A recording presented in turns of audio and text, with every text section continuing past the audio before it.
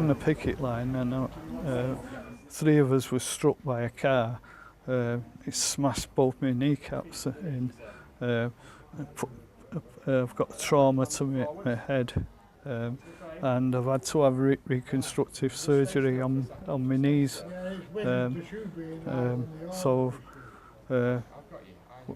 we're not quite clear how long it's going to take, but they're saying I've got to have my feet off the ground for 6 to 8 weeks before we start the physio.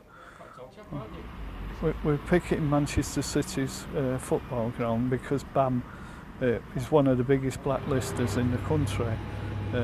Greater Manchester is the 2nd worst area for people on the blacklist, and this practice has got to be stopped because it's decimating people's lives. For no reasons at all, they're putting people on the blacklist. I mean, blacklisting is totally disgusting. It's because of people reporting health and safety issues. They're put on a blacklist. This is saving people's lives, not hindering the workforce. It's actually helping the workforce, and you get safety awards in the past. Now they blacklist you for reporting health and safety issues. Now, all of this suggests, I think, a distinct reluctance, to put it mildly, on the part of the authorities to deal with this issue with the vigour and determination which this huge and pervasive malpractice involving at least 3,200 workers, and probably many more, clearly demands. But the implications go further still. First, representatives from the ICO stated at the Employment Tribunal hearing that some of the information held, as has been stated earlier, by the Covert Consulting Association, and I quote the words, could only have been supplied by the police or security services.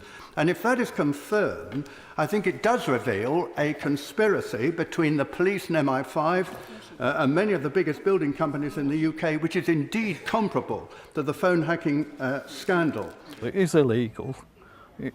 It's against human rights.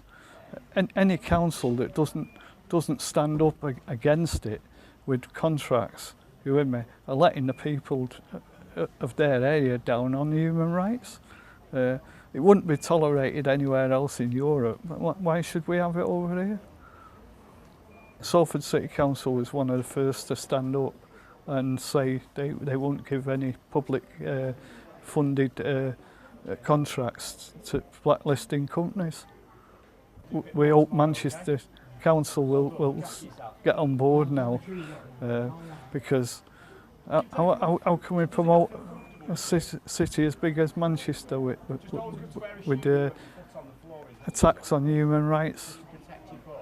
I think the trade union movement's got to do a lot more, you and me. It's stuck its head in the sand for too long.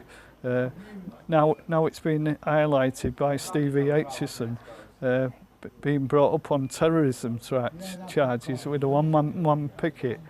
It's totally disgusting. The opportunity's there to stop it, and we've got to stop it. When you go out on a picket line, you don't expect to be run over.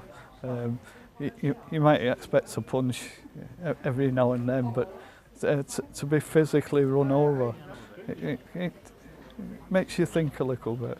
But it won't stop us. As soon as my legs are okay, I'll be back on them picket lines. We've got to stop this action. And fight for the youth of this country, because they'll have no future if this continues. I'd definitely like to thank everybody that's supported us. I get choked up just reading the comments. It's heartbreaking, you with me, and it fills you full of enthusiasm to carry on.